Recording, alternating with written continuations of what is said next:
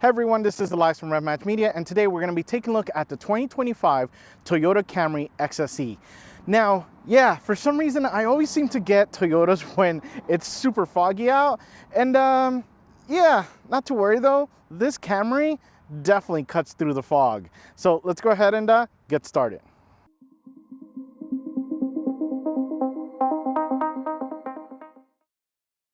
We get started in the front, and the color, heavy metal. And even though it kind of blends in with, you know, our day-to-day, I can tell you this thing really stands out. I love this dark color. It's, yeah, just like it says, heavy metal. It's not a typical silver. It's not a typical gray. It has kind of a slightly greenish hue to it, which is really nice. Just a little bit of a drop of green, but it looks really nice. I love that. And with the new styling of the Camry, I love these headlights. We have the dual beams of LEDs right there. We have the nice kind of boomerang daytime driving light. Now for the grille, I like the way that it looks with the heavy metal color. I don't like the Camry in white. There's something about it that just has no like definition in the front, and it has to a lot have to do with the design that we get in there. I think it looks better in this heavy metal over the white. But yeah, we get the front facing camera, which has been really good with the 360-degree system. But overall though, this looks really nice. I like this front end. It's a little bit more futuristic looking than the previous gen. Not as aggressive, but again, don't get it in white. Definitely get it in heavy metal. We get under the hood and we have the 2.5 liter inline 4-cylinder hybrid engine, and it is cranking out a combined 225 horsepower and then goes to the front wheels. Now, a couple of things with this. So we do have a configuration of front wheel drive as well as all-wheel drive options, but as far as the engine, you can only go with the 2.5 hybrid. So no other configuration available with this. No more V6. But that's not bad. It's not bad. It's definitely gonna give you a good amount of power. It's super linear. It's super smooth at delivering it. It is a little bit on the noisier side though, so just kind of be aware. It's not as refined as maybe the ES300, the Lexus ES300, which is kind of its comparison. So it is a little bit on the louder side when it starts up to essentially charge the battery. But power delivery was there. You can get these wheels turning, and yeah, no issues with off the line or highway passing. Don't expect super gobs of torque and just, you know, really going out there, but it has enough pep for everyday driving. Now, I want to talk MPGs. We've been driving this fairly normal to aggressive, and obviously when we do our drive, we do a little bit more aggressive. I was looking at 38 miles to the gallon, and what they estimate is 48 city, 47 highway, and 47 combined. So we're a little bit off there on those estimates. Now, again, yeah, I was driving a little bit more on the aggressive side, but I don't think enough to really warrant that much of a difference. The other thing as well, that's because we are in the XSE, so we have bigger wheels on here. But if you go with the LE trim, that jumps up to 53 city, 50 highway, and 51 combined. So that's a big difference, which I can only attribute that difference being the wheels, you know, being heavier, bigger, rotating mass that you're having to essentially get turning. But other than that though, yeah, not too bad. Just crank up the tunes a bit so you don't hear the engine as much. Let's go ahead and take a look at those wheels and tires. We get down to the wheel and tire package, and we have this nice 19-inch wheel, and it is wrapped in the 235/40 Bridgestone Turanza tire. Now, a couple of things with this. I love the wheel design, very simple, but still very aggressive. I like that they're in black, so love that design. And then we have the tire. So the tire is a little bit on the smaller sidewall side of things, so just kind of be aware of bigger potholes. Yeah, we have really bad weather right now, so mixing things on the road, that's kind of what we get. Thankfully, this came equipped with mud flaps, so definitely if you're gonna be driving in these environments, it kept the car clean. Let's just say that. So like that. And the grip though wasn't bad. No issues really. You can get the wheel spinning, but I like the fact that we have the traction control that's more on the aggressive side of sportiness, is how I would describe it, where it will let it kind of rotate a little bit, but it's still making sure that you're grabbing. It's not going to kill the power like other systems do. So thank you, Toyota, for really tuning that correctly. But yeah, road noise was really low, if anything. Grip was sufficient, even in this kind of slick kind of day to day. It was good. It was good. And the brakes were nice. I had a good pedal feel to it. So no issues with it there. Now the suspension. This one does have the sport tuned suspension, so it's a little bit on the sportier side. You are going to feel things a little bit more, especially with the combination of the smaller sidewall on here. But yeah, other than that though, it rode fine. It gave me the feeling of the road that I needed, and it kind of absorbed what I didn't want. Yeah, it's because of the sidewall, really tiny. But other than that though, loved it, and it's a good setup. So let's go ahead and see what we have on the side. We get to the side, and this thing looks really good. I love how aggressive the Camry looks. Yeah, loving it. The other thing I really love is the color. It's a subtle but super aggressive looking color. And that's kind of the theme that we get with the Camry as well. So the other thing that I really like is the fact that we have the option of getting the black roof. You do have the option of going full color, but honestly though, it just looks better with the black roof. And you can get it, I think it's in blue or in red as well, with that black roof. Do it, because like I said, it makes a huge difference with especially the side profile of how it's kind of, how it kind of looks. And we take a look at the front, and we have this fender that is really nice looking. It's a kind of a bulbous design, but then it comes over back here into like a more aggressive. It's kind of like a party in the front, business in the front, party in the back. So loving that, because then those lines carry on, and we have just beautiful lines going down the side that are, again, soft, but then we still have kind of an aggressive hint at things. Yeah, thank you, Toyota. You guys designed a really beautiful side profile. And again, with the fender, we now have the 19-inch wheels, which I think look good. Performance-wise, yeah, maybe 18 and a little bit of a taller sidewall, or maybe even a taller sidewall here with the 19, because you still have a good amount of space. We have a good ride height as well, kind of sporty, kind of a little bit on the lower side as well.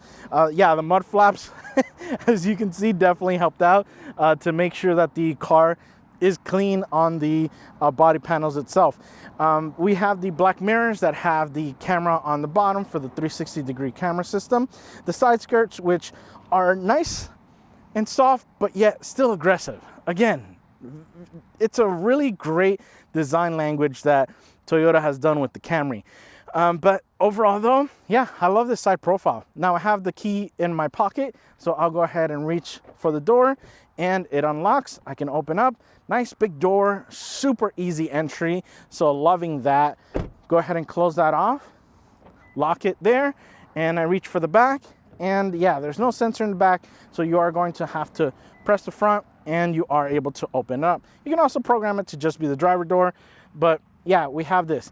Now, we can go ahead and close that off and lock, and that's what you get with the side profile. So let's go ahead and see what we have in the back. We get to the back, and this just gets better. It really does. Love, again, subtle, aggressive design cues. I feel like that's the theme to this Camry. So we do have this kind of real swooping rear glass here, which looks really good. Again, it's paired up with the black roof that we see there. Coming down to the trunk, we have the black spoiler, which is very subtle, but very nice looking and aggressive looking, with the fact that we don't get it body colored. We get it with that black color as well, which I think looks great. Then we get to the taillights, and very subtle but very nicely done design.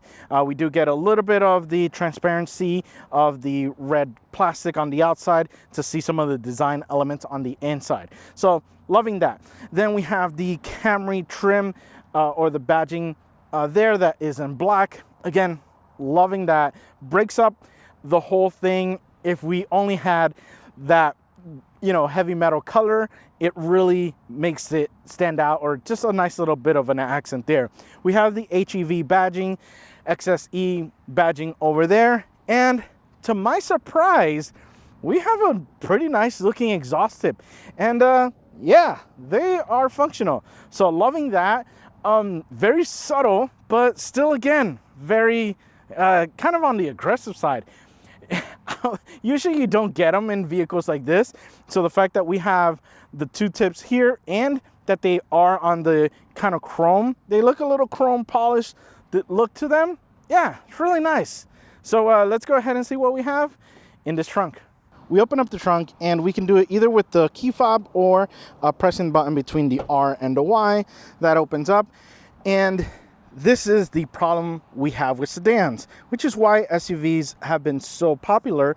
Well, part of it, and that is the opening we get here. Now, inside there's a good amount of space, but between the rear glass and the rear bumper opening, yeah, it's not that big. And to add to my frustration this week was this netting, which I don't think I would use this, really. I tried using it for something, I forgot what it was, but it was so tiny and it didn't really work. You're better off getting kind of those like Velcro dividers and using, yeah, putting it off to the side or something like that. But yeah, this is kind of frustrating because it was difficult with an already small area to get big things in. But once you get it in, yeah, we have a good amount of space in here. My bag is upgraded it, so it's a significantly bigger bag compared to a standard bag, so fits there nicely. We have the Camry there, but yeah, that's kind of what you get in the rear. Now, there is no power closing, so you do have to do that, and that's what you get in the rear.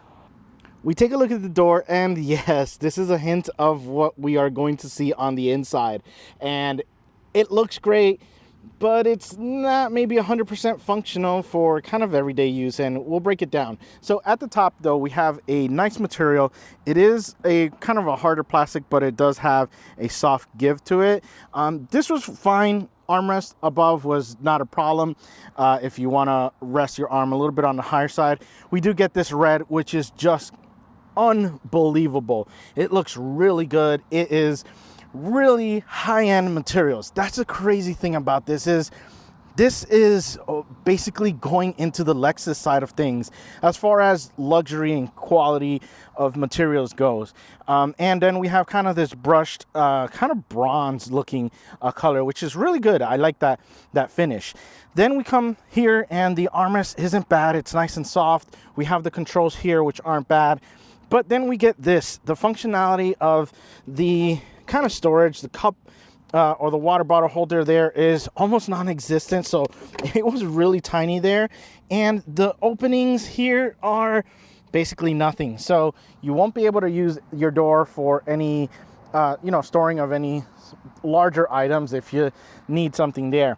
The speaker, the JBL speaker, unbelievable. Nice and loud, nice and clear. We've been jamming, we've been blasting music in this system, and it really, really delivers. We take a look at the seats, and yes, these things are very vibrant red. They look spectacular. They perform spectacular as far as comfort goes, and they get a nice adjustability. Only thing, we don't have any saved settings. So yeah, wife and I were having to refine our sweet spot constantly since we have different seating positions.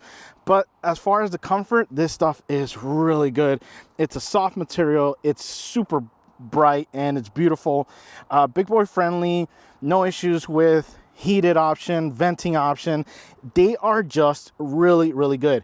Again, the only thing is the positioning that I definitely would have liked to have the saved options on the door so that I can go ahead and save my setting and save my wife's settings. But yeah, you could see in the back we get them passenger as well. It just looks really, really nice. We take a look at this steering wheel, and even though it may look a little bit on the plain side, it was actually really, really effective. So first of all, the finish. So the leather wrapping on it is really nice and soft. We do get a little bit of the red stitching there, so that's nice to see there. It's kind of on the more it's a different pattern than your typical stitching, so it doesn't kind of stand out as much. It's really more hidden in, but it looks good. It feels really nice as well. And then we have the plastic little trim here. On the left-hand side, we are going to get controls for the gauge cluster, and we have the volume switch, which is a little bit on the different side of things than you normally get with other vehicles. So it is kind of a toggle up and down, while everything else is just buttons, but it works. And then on the right hand side, we have our buttons for the cruise control and for the next track, previous track there. The center looks, again, a little bit more on the plain side, but it looks good. We take a look at the gauge cluster, and we have an all digital display, which I really like, and we have some flexibility. The only problem that we have with this is we don't have enough save states. What I mean by that is, so first of all, we have this view, and on the steering wheel, if I press, I can go over to the other saved setting. So we have 1, we have 2, and we have 3. The reason why I don't like it is because I want more. It's a very high compliment, because there is so much greatness to this that you're gonna want to have them. But let's get started on how I kind of have mine configured. So this is pretty much where I was 99% of the time, where on the left-hand side, I was able to see my eco score. Then in the middle, we have the adaptive cruise settings, or the distance, essentially what you have there. And then on the right-hand side, we saw what the engine was doing, whether it was charging the battery, or turning the wheels, or if the batteries were regenerating from the wheels or sending power out from the battery to the wheels. So yeah, really good, really good. And again, if you want to configure it, you just press down and hold the OK button and go over, and we'll take a look. So we have the Eco Score EV rating, so basically, or ratio. So basically, if you know, how much percentage were you on the EV, you got to be quick about it. So we have the navigation as well, the audio as far as what song you're listening to. You can keep it blank, nice and simple. Fuel economy, and like I said, I was an eco score. Oh yeah, and then the actual gauge on the left is basically if you're in regenerative, if you're being economical, or if you're requesting power, basically from the drivetrain.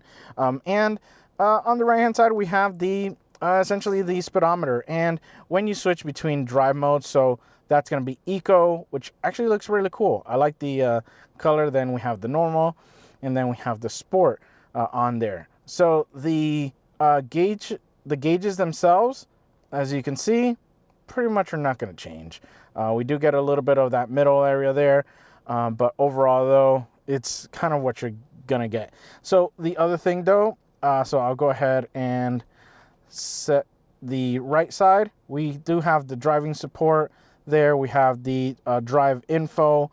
We get the trip information there, and the energy monitor, which is what I was describing, tire pressures, and then we can just have it blank as well. So yeah, that's kind of the configurations that you get. And again, like I said, we have 3 save modes for this, which I wish we had more, because it is really good. So thank you, Toyota, for really setting this up, and you know, basically wanting me to have more options, because you don't get that with other vehicles.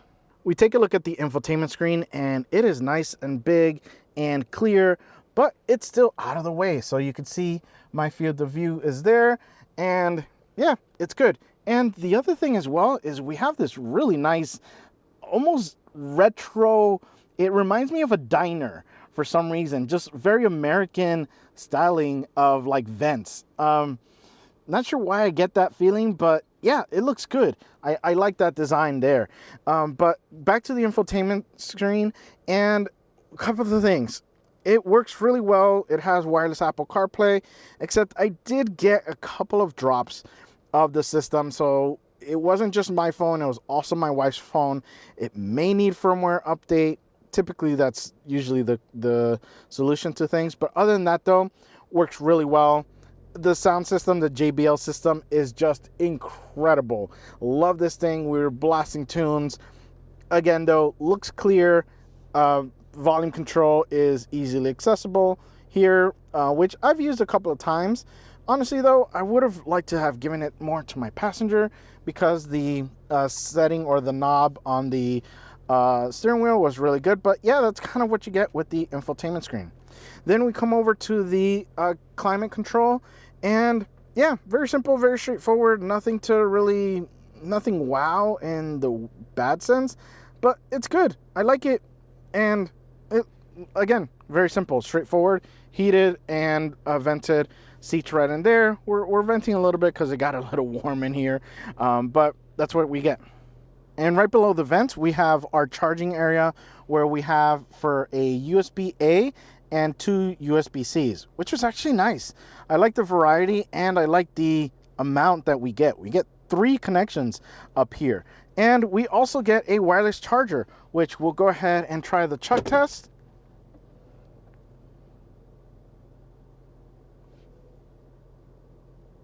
Okay, there we go. I just had to move it just very slightly. It's been great. I haven't had any issues with it.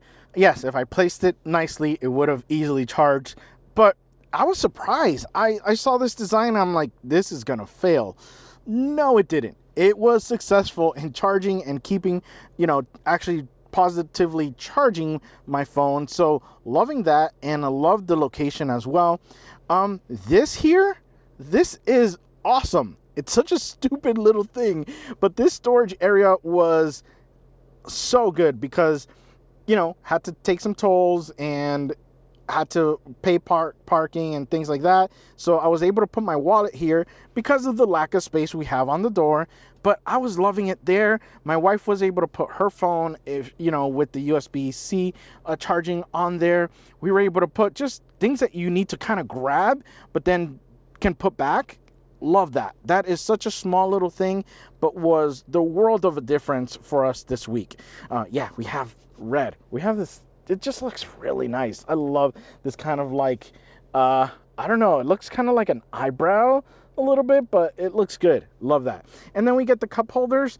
The cup holders are really good for really big cups, but for smaller things or narrower things, just kind of be aware you're gonna get one of these, especially under like heavy acceleration and braking. But yeah, we finally got a Whataburger near our area, so we are able to put really big cups on here with no problem. So yeah, especially with this spacing in there. Then we come over to the shifter, and the shifter is really nice. It feels really good, nice and soft. We do have obviously your standard with the automatic, and then we have a sport mode as well. So yeah, really liking that. And like I said, it feels really good to go ahead and essentially touch that. And we come a little bit back. We have the Eco, Normal, and Sport on here. Basically your drive modes. We have the brake hold, which I had to activate every single time. I wish I didn't. I wish we could program it. If you can, let me know in the comments. I don't know if it's tied to like a user account on the car. Obviously, as press vehicles, we usually don't have access to that stuff. But yeah, wish we had that. And then the EV mode, I wish we had enough battery to essentially make this like an EV only. But once you get, I believe it's to like 20 or 25 miles an hour, the full EV basically turns off. And then we have the electronic parking brake there, with that there. Then we come to the armrest, and this is actually really nice. So it is a little bit on the tougher kind of texture side of things, but it's really good. It does have a plushness to it, so that's been kind of its soft kind of, I guess it's worked where texture where your arm isn't going to be sliding off, but soft that it goes ahead and absorbs, the weight of your arm. So loving that. Then we open it up, and I was actually surprised. Yeah, did some shopping. I was surprised with how much we could actually fit here, and that is the width as well. So you can see my race box is in here, and the width fits normal in there. We do have a 12-volt adapter right in there, but yeah, I was surprised because these vehicles have been getting less and less storage in the armrest, and it's a thin sidewall as well. So that means we can really fit those wide items, but that's kind of basically what we get with the armrest. We get to the back door and we continue with just the beautiful design that we get in the front. So again, we have the harder plastic on this, so it's not going to be as soft as it is in the front. It still has kind of that same texture. We still get the kind of bronze slash silver gunmetal brushed aluminum looking trim there. The red is nice and soft. We have good armrest there, the window control, and then yeah, we are a little bit on the lacking for the water bottle, so we are only going to really get the storage for that. And then we have the speaker in the back there. Then we get to the seats in the back, and these things again are just so spectacular looking, super comfortable, super big. They definitely have a good amount of leg room in the back there. And one thing though that my kiddo, so we have the kid seat. Yes, thankfully the latching is super simple. These little pieces get out of the way, unlike some other vehicles that I've been driving that have been kind of problematic with those. Now, the one thing my kiddo has not been liking is the seatbelt latches on here, kind of being buried in and really not being able to take them out much, if anything. So he wasn't liking that because it was a little bit difficult for him to buckle in, especially with the fact that we have the middle seatbelt in there. So yeah, I probably should have put him on the other side, but he was saying it was really struggling to essentially bring the belt through there and into the latch. So yeah, just kind of be aware if it's something where you have kids and they're constantly needing to go in, and or a seat that you're needing to take out, it's a little bit tougher to get it out of this system than if we were able to lift it out. And in the back, they also get their own vents as well as some charging components down there.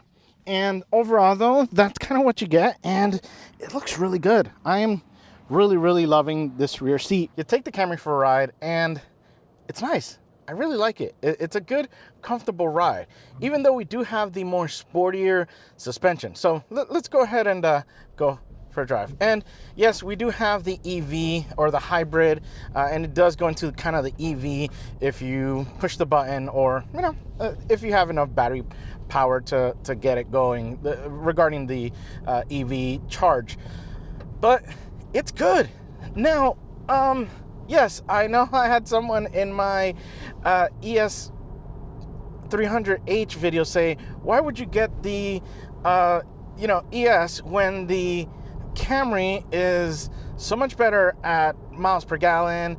It's got this, it's got that, but it doesn't feel as much of a luxurious vehicle as the ES300. So if you're battling these things out, if you want a nice, smooth, comfortable, like super comfortable, because this isn't bad, because we're about to hit some bumps. Yeah. And again, we have the sport tuned suspension. So I'm sure the conventional or the standard suspension isn't as sporty as this, which I haven't had any issues with. I love the feel that we're getting, but if you're psychologically in the mind of wanting a super plush ride, then definitely look at the ES300. Yes, this gets a little bit better gas mileage over the ES. Then you get, yes, the Lexus treatment over the Toyota treatment. Yes, you do get the resale value is actually higher on the ES. I was doing some research myself after that little comment. And yeah, you get a little bit percentage wise. You get more resale value on the ES. But if you go Camry, you're not going wrong. That's why Toyota sells literally a ton of these. It's just incredible. It's a really smooth ride. It's a very comfortable ride. Everything is kind of there, especially with this new model. Like the steering wheel feels good. We're getting the feedback that we want. We're not getting the feedback that we don't want. So we're getting that. The infotainment screen is great. Love it. The stylish is with this red, it's very boy racer kind of feel to it. So it's got a, and I don't mean that in a bad way. I mean it in a more youthful, yeah, we'll say it that way. Yeah, youthful kind of feel to this. The materials are great too. I mean, it's not that they just look great, they feel great and look like they're gonna definitely hold up, you know, to the time. But yeah, like I said, everything is really, really nice. I am loving the finishes to all of this. Yeah, it is foggy today, so we'll go ahead and put it into sport mode, and we'll put the shifter into sport as well, and we'll hammer it. And yeah, don't expect super amount of power. I can tell you though that the brakes feel really good. The chassis feels pretty good. I was pretty impressed by it. We do get a front wheel drive and all wheel drive options. So yeah, it's not too bad. Like I said, the brakes feel nice, good feedback. The steering, now again, with this being a front wheel drive, we can kind of get it to wash out, especially in conditions like this.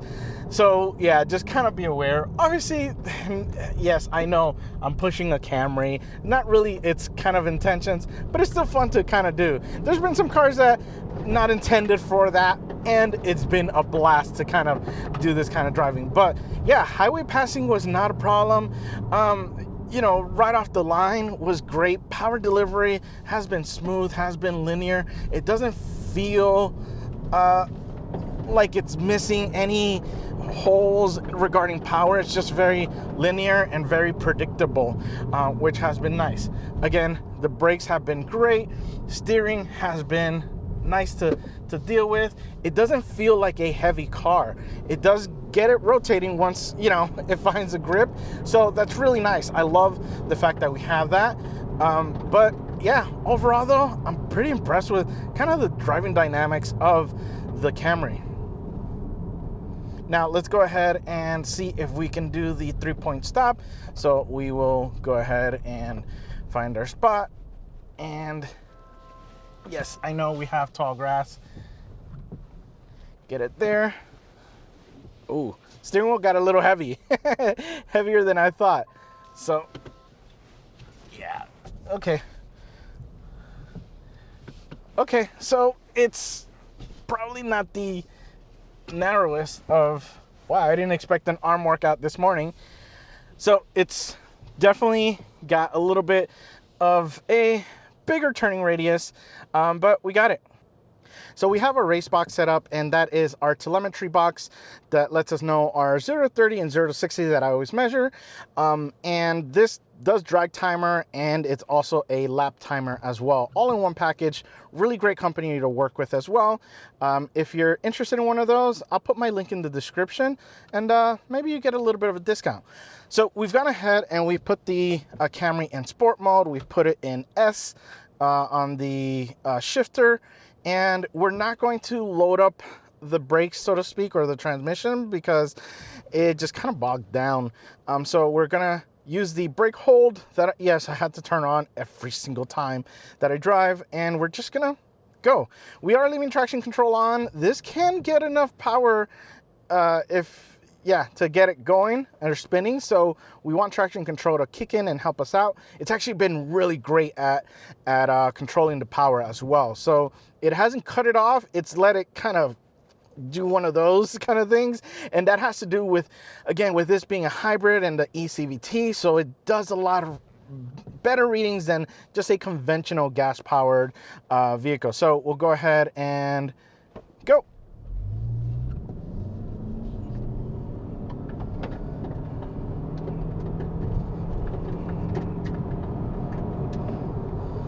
Okay, so 0 to 30 in 3.03 seconds and 0 to 60 in 7.59 seconds. Like I told you guys, it's not a very fast vehicle, but it can definitely get going, which is good. It's not too bad off the line. And again, it's the Camrys, you're not going to be doing something like this, but you can. That's the thing. That's what I kind of want to show. But overall though, I've been really impressed with this. I mean, again, I don't think I should be impressed. It's kind of expected at this point from the Camry, from Toyota, on how great this vehicle is. And it really is. I have been really impressed with this. It's been a nice car. It's been a nice vehicle. It's been a nice drive this week with the Camry. And man, I am trying to put a dent in the MPGs for this, and it just does not do it. Yeah, so even including our, you know, full throttle drives right now, I've had 38.8 MPGs. That's insane. And it hasn't been like, oh, let's hypermile it or anything. No, this has been like, we're driving it, and there's been really, you know, moments where we've had to do highway passing, you know, stop and go traffic, just everything. So I said, I'm just gonna drive it like I normally would my car or any other car, and not kind of baby it to skew the numbers. No, this is just like the 300H, the Lexus 300H, where it just, you can't get low MPGs, even if you tried. It's just that damn good. Well, guys, I hope you've enjoyed my review of the Toyota Camry. And remember, find the right gear. See ya.